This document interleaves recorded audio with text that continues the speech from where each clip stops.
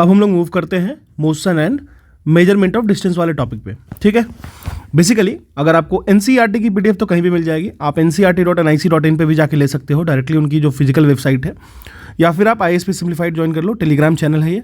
ठीक है, Telegram channel है, आप वहाँ से जाके ज्वाइन कर लो, वहाँ पे मैं डाल दूंगा इसको। क्लियर है? और वैसे मैं इसकी हैंड रिटन नोट्स भी आपको प्रोवाइड करने वाला हूँ, लेकिन एज ऑफ नाउ अभी मैं इसको प्रिपेयर नहीं कर रहा हूँ, लेकिन हाँ थोड़े दिन में टाइम लगा के मैं कर दूंगा, और करने के बाद मैं उसकी लिंक प्रोवाइड कर दूंगा आपको। ठीक है, तो अगर हम लोग स्टार्ट करेंगे तो 7th 8th 9th 10th जो भी कंसेक्यूटिवली आएगा उसकी धीरे धीरे करके प्रिपेयर करके मैं डालते चलूँगा। चलिए, motion and measurement of distance को समझते हैं। बेसिकली ओवरव्यू देख लीजिए। मोशन को समझना है, किस तरीके से ट्रांसपोर्ट क्या होता है, ट्रांसपोर्टेशन में किस तरीके से चीज़ें आगे बढ़ती हैं। एक चीज़ हमेशा याद रखिएगा, ये आपको 6th की NCERT है। ठीक है, तो उसके लिए मैं बहुत ज़्यादा डिटेलिंग में नहीं जाऊँगा, जैसे जैसे हम लोग ऊपर की तरफ बढ़ेंगे फिर हम लोग चीज़ों को और डिटेल वे में करते चलेंगे। और भी बहुत सारे एक्टिविटीज़ इसमें दे रखे हैं जो कि हमारे लिए एकदम ज़रूरत नहीं है। क्या पढ़ना है वही मैं बता रहा हूँ आपको, किन चीज़ों पे पॉइंट निकलता है, किन चीज़ों से क्वेश्चंस फ्रेम होते हैं। क्वेश्चंस जो फ्रेम होंगे ना वही हमें पढ़ना है। ठीक है, वही एग्जाम में आएगा, उसी को देखना है। अब ये एक्टिविटीज़ ये सब करके हमें फ़ायदा नहीं है, ये क्लास 6 नहीं चल रहा है, ये चल रहा है जिससे आप एग्ज़ाम में मार्क्स फेच कर सको। सबसे पहले मोशन को समझ लेते हैं। बेसिकली मोशन की बात करें तो किसी भी ऑब्जेक्ट का कि पोजीशन को चेंज को आप मोशन कह सकते हैं। मोशन मतलब किसी भी ऑब्जेक्ट के पोजीशन का change with respect to time, with time. मतलब अगर मान लो कोई एक ऑब्जेक्ट यहाँ पे है एक्स टाइम में, अगर वो यहाँ चला गया वाई टाइम में, तो ये पोजीशन चेंज हुआ इसका with time, change in time, Y minus X आप कह सकते हो। तो यही जो पोजीशन चेंज हुआ उसको मोशन कहते हैं विथ रिस्पेक्ट टू टाइम। अगर ट्रांसपोर्ट की बात कर ले, ट्रांसपोर्टेशन की बात कर लेते हैं, कुछ मीन्स ऑफ ट्रांसपोर्ट, आप साइकिल यूज कर सकते हो, फिर प्लेन यूज कर सकते हो, शिप यूज कर सकते हो, बुलक कार्ट यूज कर सकते हो, बस एंड ट्रेन्स का यूज कर सकते हो। कुछ ये मोड्स ऑफ ट्रांसपोर्टेशन हुआ। आप फुट से चल सकते हो, ठीक है, और भी ऑटोमोबाइल्स यूज कर सकते हो, एरोप्लेन्स यूज कर सकते हो, और अब तो इलेक्ट्रिकल ट्रेन्स एंड मेट्रोज भी आपको देखने को मिलेगा। ठीक है, बेसिकली अगर हम लोग बात करें तो डिस्टेंस के मेजरमेंट की पहले बात करते हैं। तो डिस्टेंस का मेजरमेंट के कुछ हिस्टोरिकल बैकग्राउंड को समझेंगे। डिस्टेंस के मेजरमेंट को कुछ हिस्टोरिकल बैकग्राउंड के तरीके से समझते हैं, कुछ मेजरमेंट्स को। तो जो इंडस वैली सिविलाइजेशन के लोग थे, जो इंडस वैली सिविलाइजेशन के लोग जो थे, ठीक है, वो जो बेसिकली बहुत ही एक उम्दा तरीके के मेजरमेंट सिस्टम को यूज़ करते थे। ये आपको एविडेंट मिला है, एविडेंसेस मिले हैं एक्सकेवेशन करने में, किस तरीके से वो उनका जो जियोमेट्रिकल कंस्ट्रक्शंस होता था ना, जियोमेट्रिकल कंस्ट्रक्शंस जो होता था ना, वो ये बात बताता है कि मेजरमेंट में वो बहुत ज़्यादा उम्दा थे, बहुत ही ज़्यादा वो एक्सपर्ट थे। किस तरीके से एक्सपर्ट थे? तो देखिए, बेसिकली वो क्या करते थे, जैसे मान लो उनका जो ड्रेनेज पैटर्न होता था ना, वो काफ़ी ज़्यादा एकदम मॉडर्न होता था। ठीक है, उनको पता है किस पॉइंट पे कहाँ पे क्या मैनहोल फिक्स करेंगे, कहाँ पे किस तरीके से वाटर कहाँ से डिस्चार्ज होगा कंप्लीट। और उनकी जो टाउन प्लानिंग होती थी ना, वो एकदम हाईली सिस्टमेटिक और इक्वी डिस्टेंस लेवल पे होती थी। क्लियर है? अच्छा, एक बात मैं आपसे पूछता हूँ, हमारे इंडिया में बहुत सारे देखते होंगे आप कि बहुत एक्सीडेंट प्रोन जो सोसाइटी सेट होती है, जैसे मान लो ये NH जा रही है या रोड जा रही है, स्टेट हाईवे जा रही है, ठीक है, घर कैसे बनाते हैं लोग? ऐसे घर बना लिए, बहुत लोग तो अंदर भी घुस जाते हैं। ठीक है, घर बना लिए और यहाँ पे अपनी खाट लगा लिए। आप देखते होगे बहुत बार ऐसे, कभी अर्बन एरिया में या फिर रूरल एरियाज में ट्रैवल करते होगे कभी, तो आपको इस तरीके का दिखता होगा। बट सोचो आप इंडस वैली सिविलाइजेशन की बात करें, कितने दिन पहले की बात चल रही है, लेकिन उनका जो टाउन प्लानिंग होता था ना, उनका जो गेट होता था घर का, वो गेट खुलता था फ्रंट ऑफ द रोड, नहीं ये रोड हो गया फ्रंट का, वो पीछे की तरफ गेट खोलते थे, ये पीछे की तरफ। इससे क्या अवॉइड करते थे वो? इससे कॉम्प्लिकेसी अवॉइड करते थे। इससे जो लोग इस पे जा रहे हैं उनके लिए वो सेफ्टी फैक्टर हो गया, और इनके पॉइंट ऑफ व्यू से भी ये लोग अपने एक कॉम्पैक्टनेस दिखा दिए। आप देखो इनकी प्लानिंग कैसी होती थी। अगर आज भी हम ऐसे करें, NH से के तरफ ही फेस करके अपने घर की गेट ना खोलें, पीछे की तरफ खोलें। नॉर्मल रोड्स पे भी देखोगे तो पीछे की तरफ अगर हम खोलें तो ज़्यादा सेफ होगा।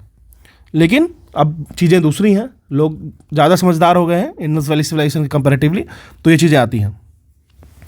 अगर एंशिएंट इंडिया की बात कर लें तो आपको बेसिकली स्मॉल लेंथ मेजरमेंट जो होता था उसके लिए अंगुल यूज करते थे, अंगुल अष्ट प्रमाण, आप सुने होंगे अंगुल अष्ट प्रमाण, तो इसको फिंगर कहते हैं, फिंगर के लिए मेजरमेंट का यूज करते थे, या फिर एक मुट्ठी का यूज कर लेते थे। देखिए जो मैं आपको बता रहा हूँ ना, ये सारी चीज़ें इसको फिस्ट कहते हैं। जो सारी चीज़ें मैं बता रहा हूँ ये एनसीईआरटी में मेंशन है, इसलिए मैं इसको एक बार रिपीट कर दे रहा हूँ, अदरवाइज इसका बताने का कोई तुक नहीं है, लेकिन फिर भी मैं बता दे रहा हूँ क्योंकि यहाँ पे मेंशन्ड है। क्लियर है जो भी चीज़ें यहाँ से निकल के आ रही हैं। और अगर अब की बात करें तो हम लोग अब बहुत सारे इंटरनेशनल सिस्टम ऑफ यूनिट्स की बात करते हैं, स्टैंडर्ड इंटरनेशनल सिस्टम को यूज़ करते हैं, एसआई यूनिट होता है उसको भी यूज़ करेंगे, ठीक करते हैं। मीटर जो होता है वो लेंथ की एसआई यूनिट है। इसी की तरह आप जो भी चेंज इन पोजीशन को देखते हो, डिटरमाइन करते हो, उसको डिस्टेंस से मेजर करते हो, और भी बहुत सारे यूनिट्स होते हैं जिसको हम लोग यूज़ करते हैं, ठीक है। एक स्टैंडर्डाइजेशन, एक फिक्स्ड नोटेशंस हैं, एक जगह बैठ के उसको फिक्स किया गया है कि ऐसा करते हैं। 1 मीटर को 100 सेंटीमीटर ही क्यों कहते हैं, ये एक स्टैंडर्डाइजेशन है, एक कन्वेंशन है, मतलब आपकी कन्वेंशनल मेजरमेंट है ये। ऐसा क्यों है? क्योंकि उन्होंने सोचा कि चलो कन्फ्यूजन क्रिएट ना हो। अगर मान लो कोई आदमी यूरोप में बैठा है या कोई एक इंसान आपको जापान में बैठा है, अगर मान लो 1 मीटर जो एक्चुअल लेंथ है उसकी वैल्यू यहाँ पे मान लो 100 सेंटीमीटर है और यहाँ पे 600 सेंटीमीटर हो, तो यहाँ का अगर कोई आदमी या फिर कहीं कुछ ट्रेड करता है या कुछ भी करता है, एक्सपोर्ट इंपोर्ट करते हैं, या फिर आपस में यहाँ के अगर कोई टूरिस्ट यहाँ जाता है, तो कितना ज़्यादा कन्फ्यूजन क्रिएट होगा। तो एक स्टैंडर्डाइजेशन चीज़ें चाहिए जिससे हम लोग इस चीज़ को सेपरेट कर लें, कोई कन्फ्यूजन ना क्रिएट हो नियर फ्यूचर में। क्लियर है? बहुत सारे स्केल्स का यूज़ करते हैं करेक्ट मेजरमेंट के लिए। ये सारे बेसिक चीज़ें हैं और नॉर्मल एक्टिविटीज से समझा रखे हैं ये, ठीक है, बच्चों के लिए। अब चलिए हम लोग चीज़ समझते हैं कि आखिर मोशन के टाइप्स कितने होते हैं। मोशन के टाइप्स तो होते होंगे। तो मोशन होता है, पहला जो टाइप्स होता है वो होता है रेक्टिलिनियर मोशन। रेक्टिलिनियर मोशन, आखिर रेक्टिलिनियर मोशन की बात करते हैं तो वैसे मोशन जो स्ट्रेट लाइन को फॉलो करते हैं, वैसे मोशन जो स्ट्रेट लाइन को फॉलो करते हैं उसको हम लोग रेक्टिलिनियर मोशन कहते हैं। एग्जाम्पल जो इस बुक में मेंशन है वो क्या हो जाएगा, फॉलिंग ऑफ ए स्टोन। एक स्टोन आप छत पे जाओ और उसको फॉल करा दो, वो बिल्कुल स्ट्रेट लाइन फॉलो करेगा फॉल करने के लिए, अनलेस आपने उसको इस तरीके से थ्रो नहीं किया हो तब। समझ रहे हो? ये जो एग्जाम्पल दे रखा है वो मैं आपको एग्जैक्टली इस जो पीडीएफ में है वही बता रहा हूँ। मेरी तरफ से कुछ भी एडिशनल एडेड नहीं है इसमें, क्योंकि मैं चाहता हूँ कि एनसीईआरटी की फुल टेस्ट लो आप लोग, ठीक है। अब सेकंड टाइप की मोशन की देख लेते हैं। सेकंड जो मोशन होता है वो सर्कुलर मोशन होता है। सर्कुलर मोशन आपको पता होगा, बचपन से सुनते आ रहे हैं, बचपन से देखते आ रहे हैं सर्कुलर मोशन के बारे में। 7.13 फिगर भी देख लेते हैं, थोड़ा सा इंटरेस्ट बढ़े। हाँ, 1 मिनट बस देख लिया। 7.12, हाँ 7.13 देख लीजिए। सर्कुलर मोशन आप देख रहे हो किस तरीके से ये पानी को इरिगेशन के लिए, ऐसे पहले ये बहुत ही ज़्यादा टिपिकल ओल्ड स्टाइल था, या हो सकता है अभी भी कहीं कहीं किसी सुदूर गांव में ऐसा करते होंगे, जहाँ पे इस बैल को इस तरीके से कनेक्ट कर दिए और यहाँ पे पानी स्टोरेज रहा और ये धीरे धीरे करके इसको इस तरीके से सर्कुलरली घूमा, और घूमने ही के साथ क्या हुआ, ये वाटर निकाल के बाहर की तरफ स्प्रे किया। हालांकि अब ज़रूरत नहीं पड़ता है। आप मुझे कमेंट सेक्शन में बताइए कि हर खेत नल का पानी पहुँचाने के लिए कौन सी स्कीम चलाए हैं हमारे इंडियन गवर्नमेंट ने, ठीक है। चलिए, तो सर्कुलर मोशन हो गया। अगर हम लोग सर्कुलर मोशन की बात कर लें तो बेसिकली ऑब्जेक्ट मूव करता है एक डिस्टेंस में, एक फिक्स्ड पॉइंट हम लोग मेंशन करते हैं, उससे एक पॉइंट पे चला गया। मान लो यहाँ पे ये फिक्स्ड पॉइंट हो गया, हमने किसी चीज़ को फिक्स कर दिया यहाँ पे और कुछ डिस्टेंस पे जाके इसको मूव करा दिया आर्क की शेप में, तो ये हो गया आपको सर्कुलर मोशन। हालांकि it is not so circular. Clear है? जैसे हमारे क्लॉक की जो हैंड क्लॉक्स हो गए, उसमें अगर वो डिजिटल नहीं है तो ठीक है, तो आप देख सकते हो फैन भी सर्कुलर मोशन दिखाता है, ठीक है। अब हम लोग बात करते हैं सेकंड पीरियोडिक मोशन की। आखिर पीरियोडिक मोशन होता क्या है? वैसे मोशन जो रिपीट करते हैं after some fix time interval, ठीक है। वैसे मोशन जो खुद के पाथ को रिपीट करते हैं कुछ इंटरवल ऑफ टाइम, जैसे pendulum of a clock, bar bar repeat करेंगे सेम पाथ को। ठीक है, वैसे मैं आपको समझा देता हूं कि आखिर नेचुरली जो होता है ना हमारे यहाँ, कोई भी वेव है, अगर हम किसी ऑब्जेक्ट को एक थ्रेड से बांध दें तो नेचुरली वो साइन वेव को फॉलो करता है। ठीक है, आप समझिएगा, नेचुरली वो साइन वेव को फॉलो करता है। इसीलिए आप किसी भी चीज़ के मोशन को निकालने की कोशिश करते हैं, चाहे वो सिंपल हार्मोनिक मोशन हो, वर्ड मैं यूज़ कर रहा हूँ, कंफ्यूज नहीं होना है या फिर परेशान नहीं होना है। सिंपल हार्मोनिक मोशन हो गया, ऑसिलेटरी मोशन हो गया, या फिर आप एक काम करो, आप जाओ लेक के पास बैठ जाओ, ठंडी ठंडी हवाएं लो और यहाँ से एक स्टोन उठा के इस पे फेंको, तो आपको वो प्रोपगेशन करते हुए दिखेगा आपकी तरफ, या फिर इस तरीके का। और ये जो वेव होता है ना, वो आपको साइनोसॉइडल कर्व दिखेगा। तो जो नेचर होता है ना, वो इनहेरेंटली खुद को, जो भी वेव्स होते हैं ना, वो साइन वेव के फॉर्म में आने की कोशिश करते हैं। ये साइन वेव आइडियल वेव है, कोसाइन भी, कॉस में ले लीजिए, साइन में ले लीजिए, वो आइडियल वेव है। ठीक है, ये नेचुरल इंस्टिंक्ट है किसी भी ऑब्जेक्ट का। और इसका रीजन क्या है? हमारा gravitational pull of the earth. ठीक है, अब देखिए, हम टाइम पीरियड की बात कर रहे थे, टाइम पीरियड को समझ लेते हैं, फिर उसके बाद आगे मूव करेंगे। ये मान लीजिए साइन वेव हो गया, तो देखिए ये आपको साइन वेव हो गया, ये इसकी एम्पलीट्यूड कहते हैं हम लोग। मान लो ए है उसकी एम्पलीट्यूड।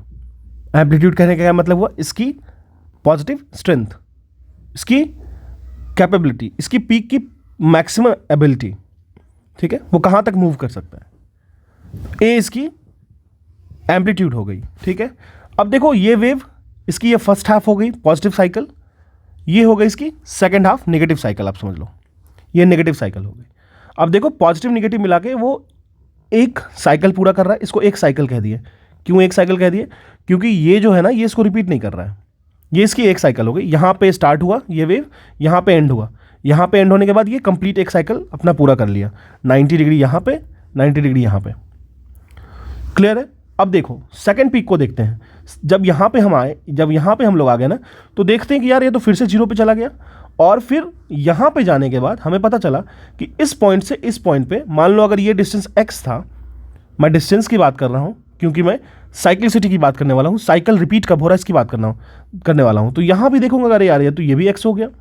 मतलब क्या है कि वो कुछ टाइम के बाद एक फिक्स्ड पैटर्न पे खुद को रिपीट कर रहा है, बार बार खुद को वो रिपीट कर रहा है, तो पीरियोडिक मोशन हो गया। हाँ भाई ठीक है, हम समझ गए कि x सेकेंड के बाद ये जो वेव है वो पीरियोडिकली अपने आप को रिपीट कर रहा है, पीरियोडिकली अपने आप को रिपीट कर रहा है। So hence periodic.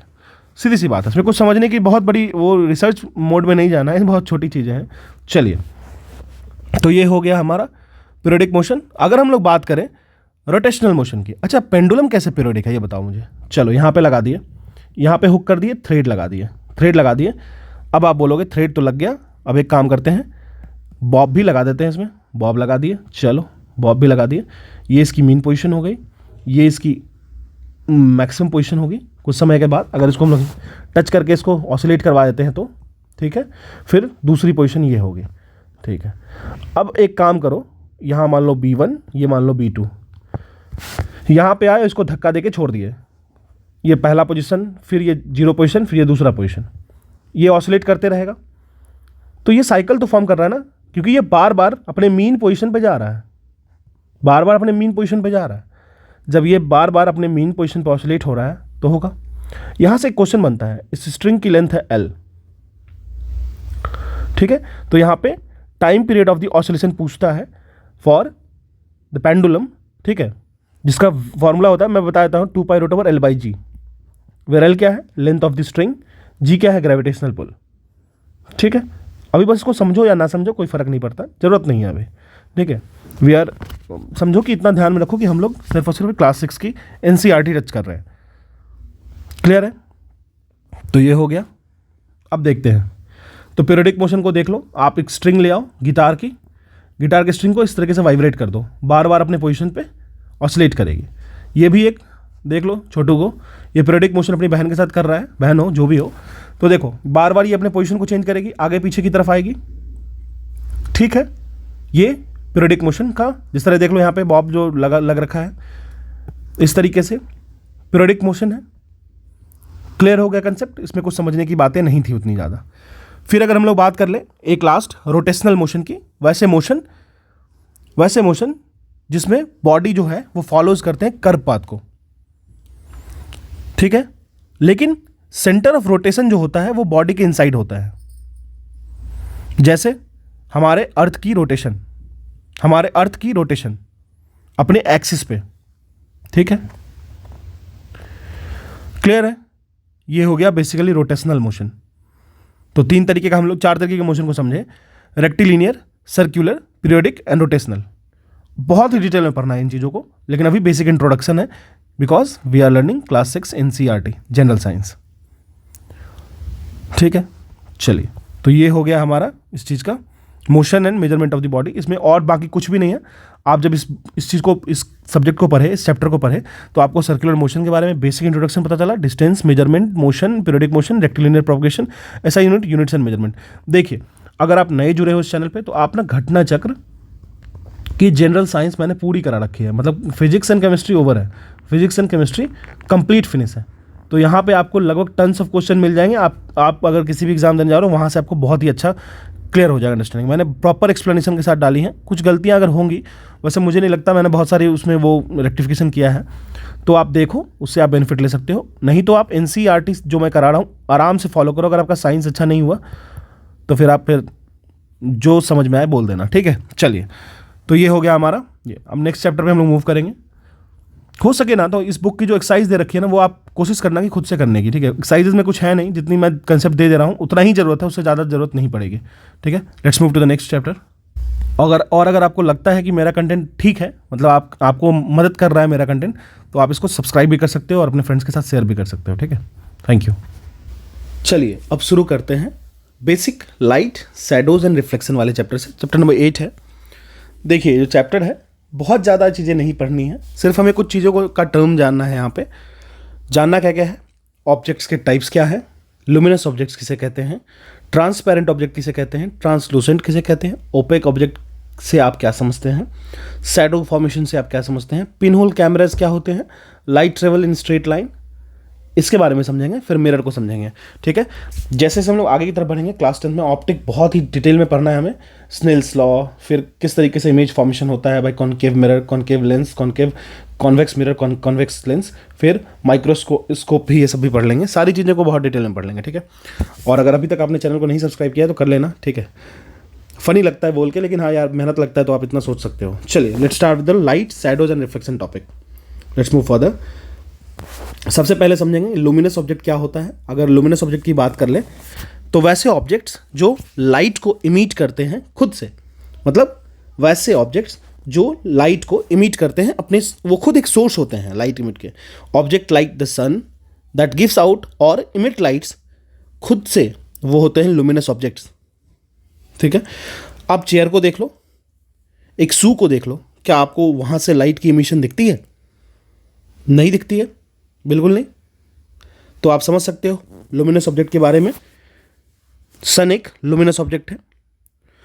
अब हम लोग बात करते हैं transparent, opaque and translucent object की।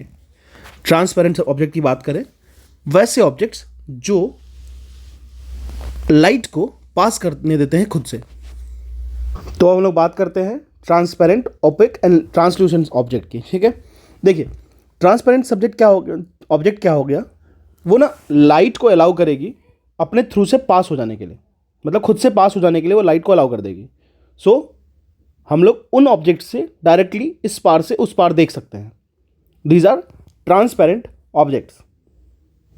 देखिए, बच्चे को वो देखने की कोशिश कर रहा है इस साइड, लेकिन वो देख नहीं पा रहा है क्योंकि ये ब्लडी है। अगर ऑब्जेक्ट्स जो हैं वो लाइट को पार्सली होने देंगे, मतलब बहुत ज़्यादा भी नहीं, बहुत कम भी नहीं, तो उन वैसे चीज़ों को कहते हैं ट्रांसलूसेंट ऑब्जेक्ट्स। जैसे एक पेपर ले लो, उसमें हल्के से ऑयल लगा दो, फिर आप देखने की कोशिश करो दोनों साइड, तो वो आपको ट्रांसल्यूसेंट की तरह बिहेव करेगा।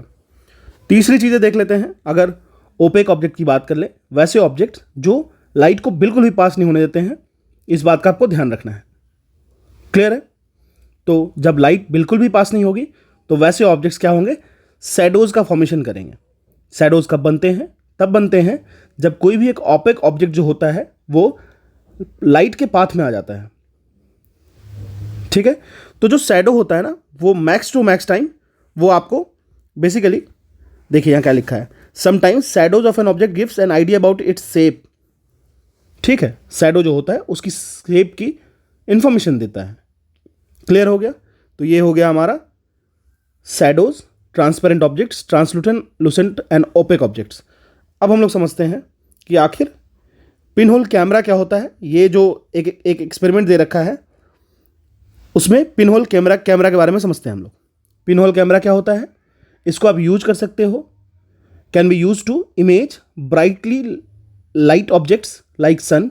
वैसे ऑब्जेक्ट्स की इमेज आप बना सकते हो जो बहुत ही ज़्यादा ब्राइट होते हैं, जैसे सन हो गया। जैसे मान लो दो लिव्स हैं प्लांट में, आप देखोगे जो गैप बना होता है ना, उसके बीच से आप देखोगे ना तो सन कभी कभी क्लियरली दिखने लगता है आपको। तो ये भी पिन होल कैमरा की तरह बिहेव करने लगता है, समझ रहे हो? तो ये नेचुरल पिन होल्स है। क्या होता है, लीव्स के बीच में थोड़े से गैप्स होंगे, तो आप देखोगे तो सूर्य की किरण आ रही होगी, तो आपको हल्का सा सूर्य का शेप भी पता चलेगा। सन को आप हल्का सा देख सकोगे, डायरेक्टली आप देख सकते हो क्या? नहीं देख पाओगे। तो वो नेचुरल पिन होल्स की तरह बिहेव करने लगता है, ठीक है। और नॉर्मली कबोर्ड से आप बना सकते हो, इस तरीके से एक पिन कर दिया, कटिंग करके फिर फर्स्ट पिन और उसकी शेप को आप देख सकते हो। स्लाइडिंग पिन होल कैमराज होता है, वो आप देख सकते हो, ठीक है। क्लियर है? चलिए, वैसे भी you should never look directly at the sun, क्योंकि ये आईज के लिए बहुत ज़्यादा एक्सट्रीमली हार्मफुल होता है। क्लियर है? चलिए, ये देख लो आप, पिन होल कैमराज की तरह बिहेव कर रहा है ये नेचर। आप ऊपर में लिव्स हैं, लिव्स जो छोटे छोटे शेप को वो दिखा रहा है, वो पिन होल की तरह बिहेव करता है, ठीक है। जो मैंने बता दिया, सेम इन्फॉर्मेशन इसमें दे रखा है, तो बहुत ज़्यादा आपको करने की जरूरत नहीं पड़ेगी, ठीक है ना। चलिए, और नॉर्मली अगर सेटअप करना है आपको पिन होल कैमराज को, तो दो बॉक्सेस ले लीजिए कार्डबोर्ड की। ऐसी बॉक्सेस लीजिएगा जो एक जो होगा वो दूसरे के अंदर स्लाइड करेगा विथ नो गैप, आपस में कोई गैप नहीं होना चाहिए। दोनों पिन होल जो बॉक्सेस लीजिएगा उसको एक साइड से कट कर लीजिए, एक साइड से दोनों बॉक्सेस को कट कर लीजिए। और जो लार्जर बॉक्स होगा, देख लो जैसे ये बॉक्स हो गया लार्जर, ये स्मॉलर हो गया, ठीक है। जो लार्जर बॉक्स होगा उसमें अगर हम लोग बेसिक लेमैन लैंग्वेज में बात करें, दो बॉक्सेस ले लीजिए, ठीक है। और अभी तक जो हम लोगों ने अरेंजमेंट किया उसमें एक बड़ी वाली बॉक्सेस ले लो, एक छोटी वाली बॉक्सेस ले लो। बड़ी वाली बॉक्सेस के एक साइड में एक छोटी सी पिन होल कर दो, छोटी वाली में एक स्क्वायर कट कर दो उसी सेम साइड पे। उसके बाद क्या करना, एक कोई भी ट्रांसल्यूसेंट एक स्क्रीन होगा, वो आप या फिर ट्रेसिंग पेपर ले लो, वो जो स्क्वायर कट किया उस पर चिपका दो, ठीक है, इस पर। उसके बाद क्या करना, ये जो बड़े वाले बॉक्स है उसके अंदर इसको स्लाइड कर देना, आपका पिन होल कैमरा रेडी हो जाएगा, ठीक है। चलिए, तो ये बेसिक चीज़ें हो गई। चलिए, अब हम लोग बात करते हैं कि आखिर लाइट स्ट्रेट लाइन में ट्रेवल करता है, looking through a pipe pointed like this, and अगर आप इस तरीके से देखोगे तो आपको क्या दिखेगा। बेसिकली लाइट जो होता है स्ट्रेट लाइन में हमेशा प्रोपगेट करता है, ट्रैवल करता है। इसीलिए जब ओपेक ऑब्जेक्ट हम लोग लेते हैं तो वो उसको ऑब्स्ट्रैक्ट करता है और शैडो की फॉर्मेशन होती है। नहीं तो क्या होगा, ऐसे आकर के ग्लाइड करके स्लाइड करके ऐसे इस तरीके से निकल जाएगा, तब तो आपको इसकी इमेज, इनकी जो शैडो होगी वो नहीं बनेगी। लाइट स्ट्रेट लाइन में फॉलो करता है, इसीलिए इसकी जो होती है वो इमेज बनती है, मतलब शैडो बनती है। क्लियर है? ये हो गई बेसिक चीज़ें। ये एक्सपेरिमेंट आप अगर देखना हो देख लीजिएगा। अब हम लोग मिरर्स के बारे में जानते हैं, बहुत ही बेसिक जानना है। मिरर्स के बारे में समझें तो mirror changes the direction of light that falls on it and create reflection. हम लोग अभी सिर्फ रिफ्लेक्शन की बात करेंगे, रिफ्रैक्शन की बात नहीं कर रहे हैं, ठीक है। जैसे मान लो आपकी एक मिरर है, एक तरफ से हम लोगों ने इसको साइनी सरफेस कर दिया, ठीक है, ताकि हम लोग इसको इस पार से ट्रांसपेरेंट ना हो जाइए। मान लो एक लाइट रेज इस पर फॉल की, ठीक है, लाइट रेज फॉल करती है, उसके बाद इसको, ये जो लाइट रेज फॉल की ना, इसको आप मान लो लाइट रेज फॉलिंग, ठीक है, या फिर एंगल या फिर लाइट इंसिडेंट समझ लो, LI इंसिडेंट रेज। अब जो इंसिडेंट रेज हुई है ये थी आपको मिरर, ठीक है। तो मिरर की प्रॉपर्टी जो होगी ना वो इसको कंप्लीटली रिफ्लेक्ट कर देगा। अगर वो मिरर है तो वो उसको कंप्लीटली रिफ्लेक्ट कर देगा। तो ये जो लाइट रेज है ना वो रिफ्लेक्टेड है, रिफ्रैक्टेड मत पढ़िएगा, रिफ्रैक्शन में एब्जॉर्प्शन होता है, वो मीडियम चेंज होता है। लेकिन रिफ्लेक्टेड की बात करेंगे तो सेम मीडियम में रहेगा। ये जो मीडियम 1 था उसमें ही रह गया, ये सेकंड मीडियम में नहीं गया, ठीक है। एक इमेजिनरी लाइन यहाँ पे बना दो, समझ में आ जाएगी आपको। तो ये हो गई इंसिडेंट, ये हो गई रिफ्लेक्टेड। यहाँ से एक आप नॉर्मल लाइन डालते हो, ठीक है। ये नॉर्मल लाइन आप समझ लो 90 डिग्री बनाता है इस मिरर के साथ, 90 डिग्री। अब देखो ये नॉर्मल के साथ जो इंसिडेंट रेज जो एंगल बना रही है ना उसको कहते हैं एंगल ऑफ इंसिडेंट। मतलब ये जो इंसिडेंट रेज थी ये वो theta I angle of incidence के साथ फॉल करती है मिरर पे। ये एक प्लेन रेफरेंस है, ज़्यादा टेंशन लेने की जरूरत नहीं है। सेकंड में देख लो आप क्या करोगे। सेकंड के केस में देखते हैं हम लोग। सीधी सी बात है, ये जो रिफ्लेक्टेड रेज है वो नॉर्मल के साथ बनाएगी, उसको कहेंगे theta r angle of reflection. तो for a plane mirror angle of incident is equals to angle of reflection, ठीक है। अभी हम लोग बहुत डिटेल में नहीं जाने वाले हैं, क्लास 6 से उसको उसी तरीके से समझेंगे। क्लियर है। और मिरर के रिफ्लेक्शन की वजह से ही आपको इमेजेस क्लियर दिखती हैं, ठीक है। यही चीज़ें यहाँ लिख रखी हैं, यही बातें यहाँ दी हुई थी, मैंने आपको एग्जैक्ट बता दिया। देखो बच्चे कितना आनंद ले रहे हैं। याद है अपना चाइल्डहुड, इसी तरीके का गेम खेलते थे हम लोग, है ना। इस तरीके से अपने वॉच से स्कूल में किसी के आंखों पे डालते थे, है ना, कितना अच्छा लगता था। तो अभी हम लोगों ने luminous, mirror, opaque, pinhole cameras, reflection, shadow, translucent, transparent चीज़ों को समझ लिया। ये बेसिक चीज़ें थी। इसके बाद हम लोग और चीज़ें समझेंगे, जो भी चीज़ें आएंगी उसको पूरा करते हैं। फिर जैसे जैसे हमारा लेवल बढ़ेगा 6, 7, 8, 9, 10 उस तरीके से हम लोग और कंसेप्चुअली डीप में जाएंगे। इक्वेशंस आएंगे, फार्मूले आएंगे, फिर न्यूमेरिकल सॉल्व करेंगे उस तरीके से, ठीक है। तो this is all about light, shadow and reflection. आपको अगर चीज़ें अभी तक अच्छी लग रही हैं तो आप सब्सक्राइब कर सकते हो चैनल को, ठीक है। चलिए अब हम लोग मूव करते हैं बेसिकली इलेक्ट्रिसिटी एंड सर्किट्स पे, ठीक है।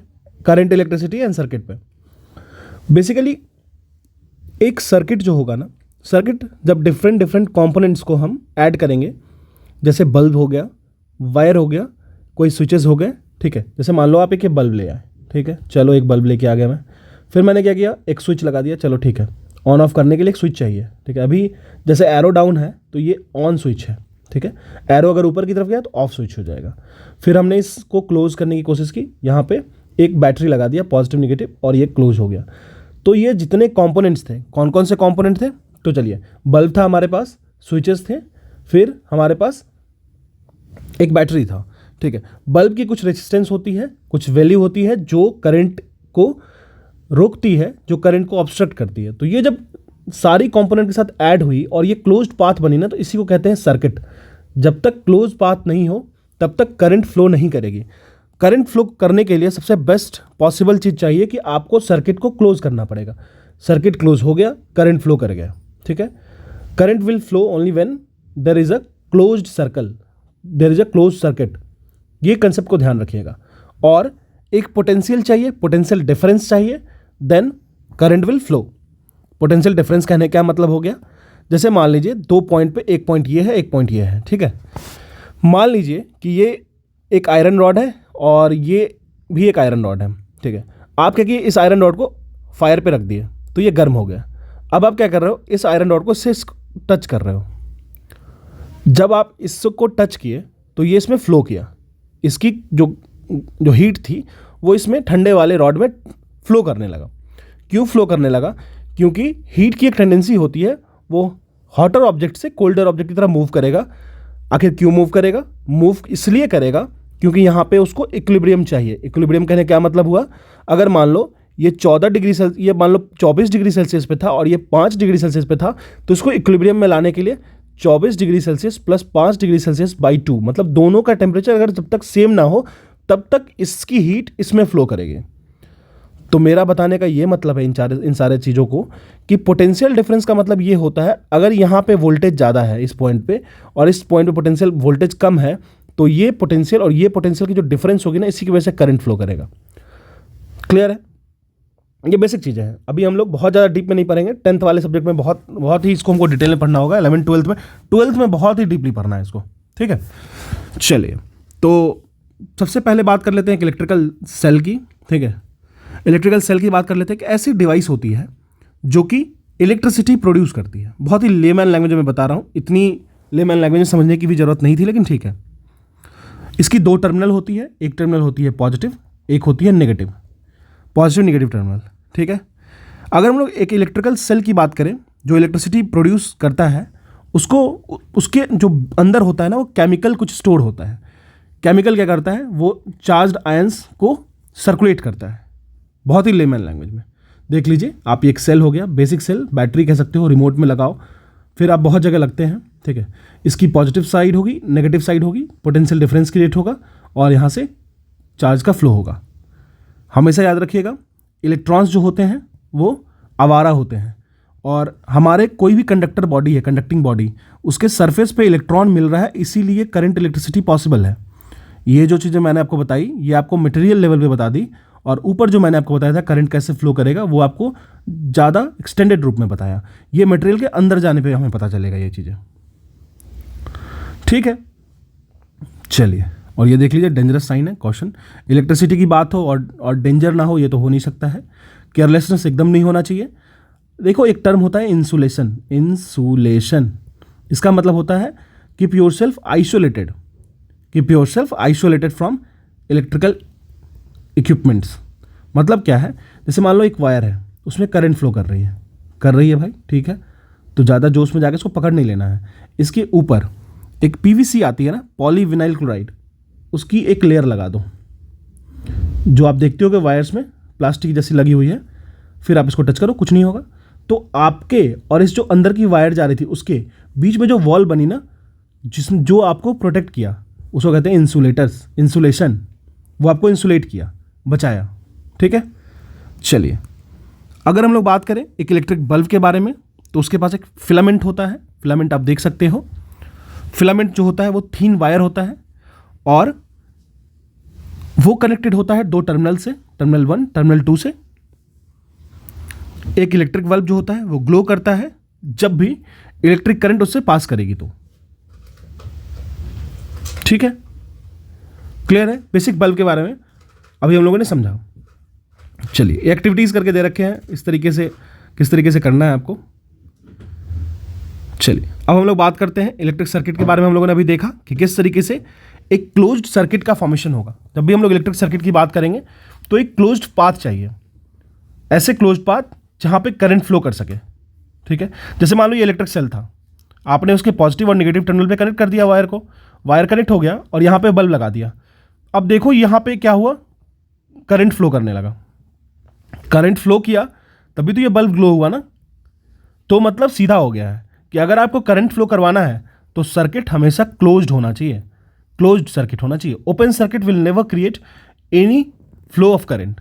ये बात ध्यान रखिएगा। यहां से मैं बस यही उठाना चाह रहा हूं, इसी पॉइंट को, ठीक है। यहां से मैं उसी पॉइंट को उठाना चाह रहा हूं। क्लियर है? अब देखिए, हर एक चीज की एक अपनी लिमिट होती है, एक अपनी पोटेंशियल होती है।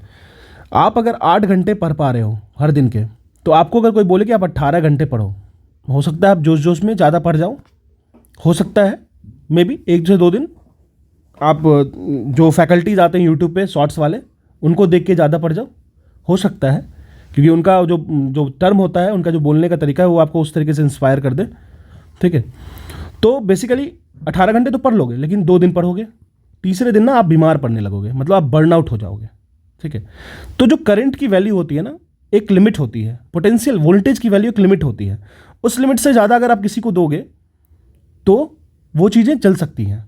तो वो जो उनकी औकात है, मतलब जो बल्ब की औकात हो गई, या फिर आपकी फ़ैन की जो औकात हो गई, या फिर आपकी कोई भी इलेक्ट्रिकल डिवाइस की औकात हो गई, उसको कहते हैं उनकी लिमिट। और इसी लिमिट को कहते हैं हम रेटिंग्स। रेटिंग्स क्यों कहते हो? 10 वाट की बल्ब, 100 वाट की बल्ब, 18 वाट की बल्ब, वाट रिप्रेजेंट्स पावर, वो उसकी औकात बता देता है। भाई इससे ज़्यादा मत करना, ठीक है। पावर क्या होगा? Voltage into current. ये सारी चीज़ें समझेंगे, अभी क्लास 6 पढ़ रहे हैं, इसलिए हम लोग इसमें बहुत ज़्यादा डीप में घुस नहीं रहे हैं। वोल्टेज, वोल्ट होता है यूनिट, करंट एम्पियर होगा, volt ampere means what. Clear है? चलिए, इलेक्ट्रिकल स्विचेस के बारे में ऑलरेडी हम लोगों ने बता दिया, किस तरीके से स्विच जो होता है वो सर्किट को क्लोज करेगा और इनकम्प्लीट करेगा। ठीक है, जैसे देख लो, आप नॉर्मल ये बैटरी लगाए, यहाँ से बल्ब लगा दिए, ये स्विच की तरह काम करेगा। ये मेटल, मान लो यहाँ पे सेफ्टी पिन लगा रखे हैं ये, अगर इसको हम लोग टच करवा देते हैं तो ये सर्किट क्लोज हो गया, करंट फ्लो कर जाएगा, बल्ब ग्लो कर जाएगा। लेकिन अगर आप इसको रिमूव कर दे रहे हो तो स्विच मेरा ऑफ हो जा रहा है। तो स्विच का काम कुछ नहीं होता है, मैकेनिकल चीज़ है, ऑन और ऑफ करना होता है किसी सर्किट को क्लोज करना होता है, उसके लिए यूज़ करते हैं। ठीक है, तो इसमें कुछ था नहीं। अब देखिए, कंडक्टर्स की बात करते हैं और इंसुलेटर्स की बात करते हैं। कंडक्टर्स वैसे मटेरियल्स को कहते हैं जो इलेक्ट्रिक करंट को अलाउ करते हैं। चल भाई आ जा, तू पास कर जा मेरे से। जैसे आयरन हो गया, जैसे ह्यूमन बॉडी हो गया। ह्यूमन बॉडी जैसे हम और आप हैं, तो हमारी बॉडी भी एक कंडक्टर है। हमें हमारे बॉडी से करंट फ्लो कर जाती है फ्रॉम, हम जैसे मान लो ये हैं, तो इसकी जो बाल खड़े हो जाएंगे सारे, और यहाँ से करंट फ्लो हो जाएगी नीचे तक, ग्राउंड तक। समझ रहे हो? क्योंकि हम लोग कंडक्टर हैं, हमारी कुछ बॉडी की रेजिस्टेंस वैल्यू होती है, कुछ 100-200 ओम होती है। ठीक है, ये समझ में आनी चाहिए। इंसुलेटर क्या होगा? इंसुलेटर वैसी चीज़ें होती हैं, वैसी मटेरियल्स जिसपे फ्री इलेक्ट्रॉन्स की वैल्यू एकदम एब्सेंट होती है, जिनमें पूल्स ऑफ फ्री इलेक्ट्रॉन्स जो होती है वो घूमती ही नहीं है। तो उस पर क्या होगा? उसमें करंट फ्लो नहीं करेगी। करंट फ्लो नहीं करेगी तो अच्छी बात है, उसको यूज़ करते हैं जहाँ पे करंट रहेगी उससे प्रोटेक्ट होने के लिए। ठीक है, तो इंसुलेटर्स के बारे में हम लोगों ने जान लिया। अब देखिए, ये सारे एक्सपेरिमेंट्स इन्होंने समझाया है। अब बेसिक चीज़, एक चीज़ और समझ लेते हैं। इंसुलेटर्स सीधी चीज़ें हैं जो इलेक्ट्रिक करंट को अलाउ नहीं करेंगी खुद से फ्लो होने में। जैसे वुड हो गया, पेपर हो गया, रबर हो गया, प्लास्टिक हो गया, ये हम लोग इलेक्ट्रिकल एप्लायंसेस को कवर करने के लिए यूज़ करते हैं। क्या यूज़ करते हैं? रबर, प्लास्टिक, ये सब यूज़ करते हैं इलेक्ट्रिकल एप्लायंसेस को कवर करने के लिए। ठीक है, अच्छा एक चीज़ और समझ लो, ये जितनी भी चीज़ें हम लोगों ने देखे ना, वो इतनी बेसिक्स हैं कि इसमें मैं बहुत ज़्यादा इंटर करना नहीं चाहता हूँ। अगर मैं बहुत ज़्यादा इंटर करूँ तो ये इसकी लेवल शिफ्ट हो जाएगी, और हम लोग सारे एनसीईआरटी को देखने वाले हैं, तो बहुत ज़्यादा घुसना नहीं है। ठीक है, मैंने आपको एकदम बेसिक चीज़ें दी, वोल्टेज, करंट, रेजिस्टेंस। एक चीज़ मैं रेजिस्टेंस के बारे में डिस्कस कर लेता हूँ। रेजिस्टेंस जो होता है वो अवरोध होता है एक तरीके से। अगर हम लोग फिजिकल बॉडी की बात करें तो ये फ्रिक्शन होता है, फ्रिक्शन। अच्छा, मैं जो भी पढ़ा रहा हूँ उस पर ट्रस्ट करना। मेरी जो मेजर है वो भी पावर सिस्टम इंजीनियरिंग में है, तो आप इसमें ट्रस्ट कर सकते हो। मतलब कुछ भी इधर उधर की चीज़ें नहीं बता रहा हूँ, जो चीज़ें ज़रूरत है यहाँ पे मैं उसको रेस्ट्रिक्ट कर रहा हूँ, क्योंकि वो आपको बेनिफिट करेगा। आगे जाके हम लोग इसको और डिटेल में देखने वाले हैं। ठीक है, तो ये फ्रिक्शन जो होगा, जिस तरीके से फ्रिक्शन क्या करता है, आपको लगता है फ्रिक्शन जो हमें ना सपोर्ट करता है चलने में। अगर मान लो आपकी एक सरफेस है, उस पर आप चल रहे हो, चल रहे हो, तो अगर इस पर फ्रिक्शन नहीं है तो आप क्या हो पता है, तो आप चल ही नहीं पाओगे, आप फॉल कर जाओगे, बार बार फॉल करोगे, आप मूव नहीं कर पाओगे। फ्रिक्शन जो होता है ना लाइफ में ज़रूरी होता है चलने के लिए। ज़िंदगी अगर काफ़ी स्मूथ है तो आप चल नहीं पाओगे। उसी तरीके से वायर की एक प्रॉपर्टी पाई जाती है जो कि फ्लो ऑफ करंट को रोकता है। अगर हमारे सरफेस पे, अगर हमारे वायर में, अगर हमारे कंडक्टर में रेजिस्टेंस की वैल्यू 0 हो जाए तो वैसे कंडक्टर्स को सुपर कंडक्टर्स कहा जाता है। अच्छा, इंडियन इंस्टीट्यूट ऑफ साइंस, ठीक है, IISc बैंगलोर में है, इसमें अभी भी सुपर कंडक्टर पे एक्सपेरिमेंट चल रहा है। अगर सुपर कंडक्टर्स पे एक्सपेरिमेंट चल रहा है, देखो हम लोगों ने क्या पता कर लिया है, हम लोगों ने ये पता कर लिया है कि -10 डिग्री सेल्सियस पे कोई भी मेटल जो है, मान लो मैं एग्जांपल दे रहा हूँ, कोई भी एक वायर है जिसमें रेजिस्टेंस की वैल्यू है ही नहीं, मतलब अगर आप इसको 200 साल भी जलाओगे तो आपको बिजली की बिल आएगी 2 रुपये। मतलब आपके घर में जो बिजली बिल आ रही है ना, वो सिर्फ और सिर्फ इसी की वजह से आ रही है, रेजिस्टेंस की वजह से। क्योंकि यही रेजिस्टेंस ना I² R लॉस करवाता है, दैट इज ये पावर लॉस है। मैं बता दूंगा इसको, अभी बहुत घुसने की जरूरत नहीं है। तो पावर लॉस आता है तो किलोवाट आवर जो आप निकालते हो, 1 यूनिट गया, मम्मी 2 यूनिट गया, वो जो यूनिट काउंट करते हो, 30 यूनिट, 40 यूनिट बिजली बिल, 40 यूनिट बिजली बिल आपने किया, 40 इंटू जो 6 रुपये कर लिए, दिल्ली में 8 रुपये कर लिए, तो आपने उसको जोड़ करके पे कर दिया। वो क्या किया, उसका सबका सोर्स है ये रेजिस्टेंस। तो अगर हमारा सुपर कंडक्टिविटी आ गई, हमें सुपर कंडक्टर्स के बारे में पता चल गया, तो भाई आपके पास बिजली बिल आएगी नहीं। समझ रहे हो? तो इन चीज़ों से पे एक्सपेरिमेंट चल रहा है अभी। ठीक है, तो ये था हमारा बेसिक्स, एकदम बेसिक्स, मतलब मैं सच बता रहा हूँ, अगर मैंने इलेक्ट्रिक करंट की, अगर आप नोट्स खोलोगे तो उसकी पहली पेज है, ये पहली पेज भी ना कहो, उसकी पहली लाइन कह लो, बट यही पढ़ना है अभी हमें क्लास 6 में, ठीक है। चलिए, तो बाकी जो भी है आगे हम लोग देखते हैं, और अगर आपको कंटेंट अच्छा लग रहा है तो you can subscribe my channel, ठीक है। बोलते अच्छा नहीं लगता लेकिन बोलना पड़ता है, क्योंकि मैं देख रहा हूँ कि लगभग 4000 आवर्स की वीडियोस देख जा रहे हो लेकिन सब्सक्राइब नहीं कर रहे हो, ठीक है, तो ये सही नहीं है। Thank you. बचपन से मैग्नेट्स के साथ तो काफ़ी गेम खेले होगे आप लोग, है ना। तो मैग्नेट क्या है ना, बेसिक चीज़ें समझते हैं जो आपको समझा आगे की कंसेप्ट में मदद मिलेगा। जैसे Faraday law of electromagnetic induction पढ़ें, या फिर और भी कुछ चीज़ें पढ़ें जहाँ पे मैग्नेट का यूज़ होगा इलेक्ट्रिकल करंट में, इलेक्ट्रिकल सर्किट्स में काफ़ी यूज आने वाला है। तो देखिए, बेसिक एक मैग्नेट ले लीजिए, उसकी दो पोल होती है। कौन कौन सी? एक नॉर्थ पोल हो जाएगी, एक साउथ पोल हो जाएगी, ठीक है। ये बार मैग्नेट कहते हैं इसको, बार शेप्ड होता है, north pole and south pole हो जाता है, ठीक है। अगर मैग्नेटिक फील्ड की बात करें ना, मैग्नेटिक लाइंस ऑफ फोर्सेस की बात करें, तो मैग्नेटिक लाइंस वैसे लाइंस की बात कर लेते हैं जो आपको मैग्नेटिक फील्ड को क्रिएट करता है, ठीक है। क्लियर हो गया। सबसे पहले हम लोग समझते हैं मैग्नेट क्या है। मैग्नेट बेसिक एक मटेरियल है जो प्रोसेस करता है प्रॉपर्टी को कि वो किसी भी चीज़ को अट्रैक्ट कर दे, वैसे सब्सटेंस को जो कि मैग्नेटिक मटेरियल्स हैं, ठीक है। वैसे चीज़ें जो मैग्नेटिक मटेरियल्स हैं, जैसे आप लोग कॉमन यूज़ करते हो, इस तरीके से पिन होल्डर होता है, वो मैग्नेट होता है, ठीक है। और भी बहुत सारी चीज़ें, आप रेफ्रिजरेटर्स देख सकते हो, उसके हैंडल्स हो गए। फिर अगर कोई आयरन के पीसेस और वेस्ट को उठाने के लिए जो क्रेन्स यूज़ करते हैं, उसमें भी हम लोग मैग्नेट यूज़ करते हैं। तो मैग्नेट की कैपेबिलिटी काफ़ी स्ट्रांग होती है, ठीक है। मैग्नेटाइट जो होता है ना, वो एक नेचुरल मैग्नेट है जो आपको नेचुरली अवेलेबल है। कौन सी मैग्नेट की बात मैं कर रहा हूँ? मैग्नेटाइट। ये ध्यान रखना है। हर मैग्नेट की दो मैग्नेटिक पोल्स होती है, नॉर्थ एंड साउथ। अच्छा, मैं आपसे एक क्वेश्चन पूछता हूँ, ये एक मैग्नेट है, नॉर्थ एंड साउथ।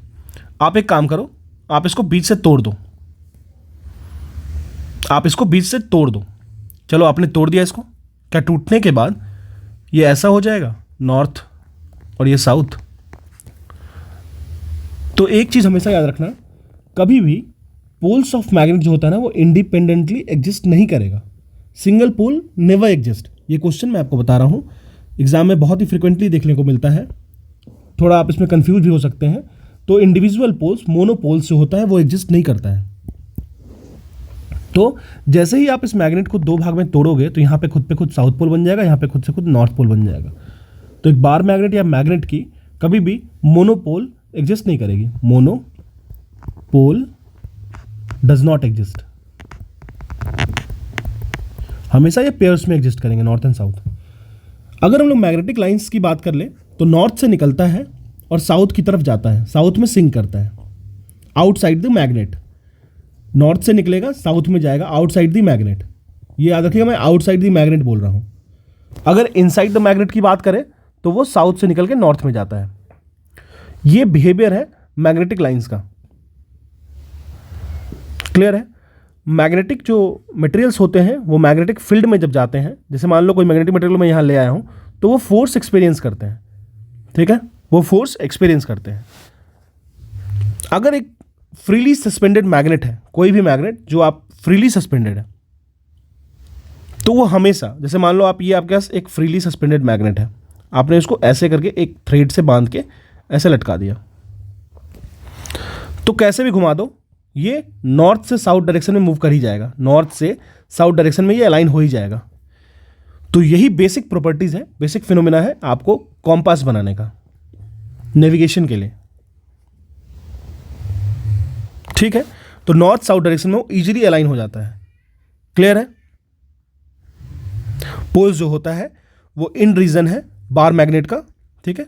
अब देखिए, नेचुरल मैग्नेट का पता कैसे चला? मान लो कोई आदमी पत्थर तोड़ रहा था, तोड़ने वाली जो इंस्ट्रूमेंट थी उसकी, उसमें आगे मेटल लगे थे या मैग्नेटिक मटेरियल्स लगे थे, आयरन लगा था। जैसे तोड़ने के बाद उस पर चिपक गया, वो डर गया, कह रहे ये तो भूत आ गया यार, कुछ आ गया, कुछ नेगेटिव एनर्जी। फिर बाद में धीरे धीरे पता चल गया कि नहीं, ये एक मैग्नेट है। तो जो सेफर्ड थे, जो चरवाहे थे, उनको पता चल गया कि अच्छा ठीक है, ऐसे भी कुछ चीज़ें होती हैं। मैग्नेटाइट में जो नेचुरल आयरन है, उसमें आपको आयरन, जो नेचुरल मैग्नेट है उसमें आयरन कंटेंट मिलता है। सब कुछ लोग मानते हैं कि जो मैग्नेटाइट है वो पहली बार डिस्कवर्ड किया गया था, एक प्लेस नाम था मैग्नेशिया, और ये जो सब्सटेंस मिला था उसकी जो प्रॉपर्टी थी वो मैग्नेटिक थी। क्लियर है? अब हम लोग आर्टिफिशियल मैग्नेट्स को भी बनाते हैं, डिफरेंट शेप्स में बनाते हैं। यू शेप मैग्नेट हो गया, बार मैग्नेट हो गया, सिलेंड्रिकल मैग्नेट हो गया, डम्बेल शेप मैग्नेट हो गया। इस तरीके से हम लोग फॉर्मेशन करते हैं। क्लियर है? डम्बेल कह लीजिए, बॉल एंडेड कह लीजिए, बात सेम है। क्लियर है? वैसे एंड पॉइंट मैग्नेट का जो नॉर्थ पोल की तरफ अलाइंड होता है वो नॉर्थ पोल हो गया, north pole of the magnet हो गया, और दूसरा साइड जो साउथ की तरफ पॉइंटेड है वो साउथ पोल हो गया। अगर हम लोग बात करें, नॉर्थ पोल जो होगा वो साउथ पोल को अट्रैक्ट करेगा, ऑपोजिट साइड पोल जो होता है वो टू मैग्नेट का वो अट्रैक्ट करता है एक दूसरे को, और अगर सिमिलर पोल की बात करें तो वो रिपेल करता है एक दूसरे को। Same with goes with charges, like and like charges repel each other, unlike charges attract each other magnet के केस में। अगर आप मैग्नेट को हीट करते हो ना, मैं दिखा देता हूं कहां से। देखिए, magnetic and non magnetic material की बात कर लेते हैं। अगर आप मैग्नेट को हीट करोगे, मैग्नेट ले आओ उसको हीट करो, तो वो अपनी प्रॉपर्टीज को लूज करने लगता है। या फिर आप उसको हैमर्ड करो, अच्छे से ठोको हथौड़े से, तो भी वो अपनी प्रॉपर्टी को लूज करने लगेगा। या फिर आप उसको एक हाइट से ले आके छत से फेंक दो, तो भी उसकी जो प्रॉपर्टी है वो भी लूज होने लगेगी। क्लियर है? अगर हम लोग बात करें वैसे मैग्नेट्स की, वैसे मटेरियल्स की जो अट्रैक्ट होते हैं एक मैग्नेट की तरफ, उसको हम लोग मैग्नेटिक मटेरियल्स कहते हैं। जैसे आयरन हो गया, आयरन, निकेल हो गया, या कोबाल्ट कह लीजिए, कोबाल्ट हो गया, ये सब। वैसे मटेरियल जो मैग्नेट की तरफ अट्रैक्ट नहीं होते हैं वो हो गए नॉन मैग्नेटिक मटेरियल्स। जैसे रबर हो गया, वुड हो गया, पेंसिल हो गया, या कुछ भी वैसे चीज़ें, लेदर हो गया, जो अट्रैक्ट नहीं होता है मैग्नेट की तरफ। ठीक है? तो बेसिकली यही सारे इन्फॉर्मेशंस थी मैग्नेट के लिए। ठीक है? तो कुछ कुछ एक्टिविटीज़ दे रखी हैं, अगर आपको मन करे, फ्री आप बैठे हो तो एक्टिविटीज़ को रीड कर लेना। वैसे नहीं रीड करोगे तो भी चलेगा, ज़रूरत भी नहीं है उतना। लेकिन हाँ, अगर आपको मन करे कि चलो आपके पास फ्री टाइम है, या फिर आप बेसिक पढ़ रहे हो, या फिर स्टार्ट किए हो अपनी प्रिपरेशन को, तो आप पढ़ सकते हो। किस तरीके से you can find the direction, मैंने ऑलरेडी बताया। सस्पेंड कर दो मैग्नेट को, सस्पेंड करोगे तो वो खुद पे खुद नॉर्थ एंड साउथ डायरेक्शन में अलाइन हो जाता है। तो इससे आपको पता चल जाएगा हाँ ये नॉर्थ है, ये साउथ है। फिर उसके बाद हम लोग मूव करेंगे। ठीक है? पहले के नेविगेटर्स ऐसे ही यूज़ करते थे, जो उनको डायरेक्शन लेस होने में प्रिवेंट करता था। ठीक है? चलिए, तो ये हो गया मैग्नेट की चीज़ें सारी। तो अभी तक हम लोगों ने क्या क्या समझा इस चैप्टर में, ये देख लेते हैं बेसिकली फटाक से। कंपास समझ गया, मैग्नेट, मैग्नेटाइट, फिर नॉर्थ पोल साउथ पोल के बारे में जान गया, फिर मैग्नेटिक लाइन्स ऑफ फोर्सेस के बारे में जाना, फिर कैसे मैग्नेट को आप यूज कर सकते हो फॉर द डायरेक्शन पर्पस, तो वो भी हम लोगों ने समझ लिया। तो यही था आज का बेसिक चैप्टर। अगर आपको मेरा कंटेंट सही लग रहा है तो you can subscribe my channel, और फिर नेक्स्ट चैप्टर में मूव करते हैं तेजी से। चलिए, हम लोग देखते हैं लास्ट चैप्टर कह सकते हो आप इसको, एयर अराउंड अस। ठीक है? काफ़ी इंटरेस्टिंग है, और अब आप इसको हमेशा देखते आ रहे हो तो बहुत ज़्यादा आपको इश्यूज़ भी नहीं होगा। हमेशा से आप, एयर एक बहुत ही ब्यूटीफुल फिनोमिना है आप कह सकते हो। और अगर विंड कह लें तो एयर को मूव करा दो, moving air is called wind. ठीक है? सिंपल फिरकी आप देख लो जिस तरीके से बचपन में घुमाते होगे। ठीक है? अब देखिए, ये जो पूरी चैप्टर है, इस चैप्टर में मैं आपको देता हूँ छोटी सी समरी। वो छोटी सी समरी जो भी होगी, एयर किससे बना होता है, composition of air, water vapour क्या होता है, ऑक्सीजन कितना % होता है, CO2 के बारे में जानेंगे, डस्ट एंड स्मोक के बारे में जानेंगे, फिर एयर एंड डस्ट का जो प्रेजेंस होता है सनलाइट में वो किस तरीके से फैक्टर रखता है। ठीक है? और कॉम्पोजिशन ऑफ एयर, सबसे इंपॉर्टेंट पॉइंट जो अगर इस टॉपिक में बात करें ना, तो आपको सबसे ज़्यादा यही इसी पॉइंट पे आपको मूव करना पड़ेगा। क्लियर है? क्यों ऐसा? तो बेसिकली कॉम्पोजिशन ऑफ एयर को हम लोग समझेंगे। मेन टॉपिक अगर हम लोग देखें इस चैप्टर से क्या ड्रीव होता है, तो वो कॉम्पोजिशन ऑफ एयर ही है जो एग्जाम में आपको डायरेक्टली देखने को मिलेगा। ठीक है? रोल ऑफ एयर ये सब तो पढ़ने की बहुत ज़्यादा जरूरत नहीं है, लेकिन कॉम्पोजिशन ऑफ एयर को समझ लेते हैं।